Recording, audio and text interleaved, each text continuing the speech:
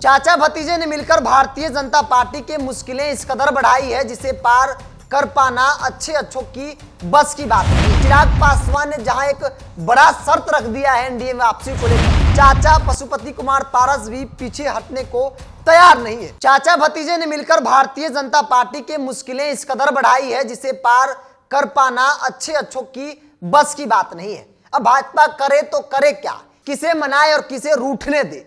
क्योंकि एक तरफ चिराग पासवान ने जहां एक बड़ा शर्त रख दिया है एनडीए में वापसी को लेकर, तो वही दूसरी तरफ चाचा पशुपति कुमार पारस भी पीछे हटने को तैयार नहीं है। दरअसल 18 तारीख को दिल्ली में नरेंद्र मोदी की अध्यक्षता में एनडीए घटक दलों की बैठक है और उस बैठक में शामिल होने के लिए भाजपा की तरफ से तमाम घटक दल के नेताओं को आमंत्रण पत्र जो है वो भेजा गया है।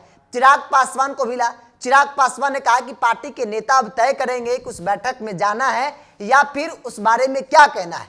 चिराग पासवान अपने पार्टी के नेताओं के साथ बैठक करने के बाद एक बयान जारी होता है और कहा जाता है कि एनडीए में वापसी हम इसी शर्त पर करेंगे कि जब हमारी पार्टी यानी लोक जनशक्ति पार्टी रामविलास चिराग पासवान की पार्टी को 6 लोकसभा की सीट और 1 राज्यसभा की सीट दी जाएंगी। अगर इस पर भारतीय जनता पार्टी विचार करती है तो ठीक है, नहीं तो फिर हम लोग इस बारे में सोचेंगे। एक तरफ चिराग पासवान भाजपा को सीधे तौर पर यह बता रहे हैं कि इतने सीट पर अगर आप मुझे हरी झंडी देते हैं तब तो हम उस बैठक में आएंगे, अगर नहीं तो फिर हम आजाद हैं। दूसरी ओर जो ऑलरेडी पहले से एनडीए के घटक दल के तौर पे काम कर रहे हैं पशुपति कुमार पारस, लोजपा दूसरा गुट, राष्ट्रीय लोजपा जिसे कहा गया, मोदी मंत्रिमंडल में मंत्री भी है पशुपति कुमार पारस, उन्होंने भी स्पष्ट तौर पे कहा कि हम किसी भी हाल में हाजीपुर को नहीं छोड़ सकते।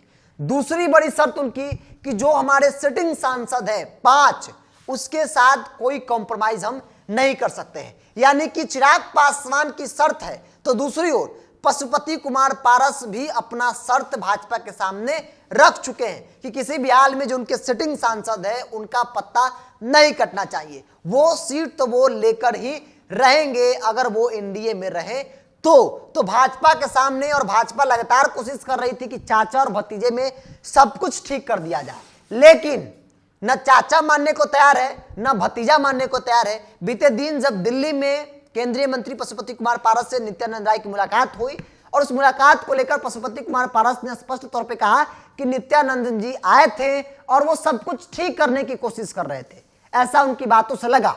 लेकिन हमने भी स्पष्ट तौर पे कह दिया कि दल टूटता है तो जुट जाता है, लेकिन अगर दिल टूटे तो जुटना जो है वो नामुमकिन है। तो इसलिए चाचा भतीजे या चिराग पारस का एक होना इस युग में तो संभव नहीं है। तो भारतीय जनता पार्टी लाख कोशिश करे सब कुछ ठीक करने की, जैसे जैसे प्रयास किया जा रहा है मैटर और ज्यादा उलझते नजर आ रहा है। तो चिराग भी अब चाह रहे हैं कि असली लोजपा अगर कोई है तो चिराग पासवान की लोजपा है। ऐसे में रामविलास पासवान के वक्त जितनी सीटें दी गई थी 6 लोकसभा और 1 राज्यसभा की सीटें, उतना ही सीटों पर हम गठबंधन करेंगे, अन्यथा हम आजाद हैं। आप चाचा को लेकर रहिए, मुझे कोई दिक्कत नहीं है। तो चाचा भतीजे में तो ठनी ही थी और अब भाजपा चिराग और भाजपा पारस में भी दूरियां बनती हुई नजर आ रही है। बहरहाल चिराग पासवान ने तो अपना स्टैंड क्लियर कर दिया कि भाई हम इतने सीटों पर गठबंधन करेंगे, अगर इतना पर भाजपा एग्री होती है तो ठीक है, नहीं तो हम लोग एनडीए घटक दल की बैठक में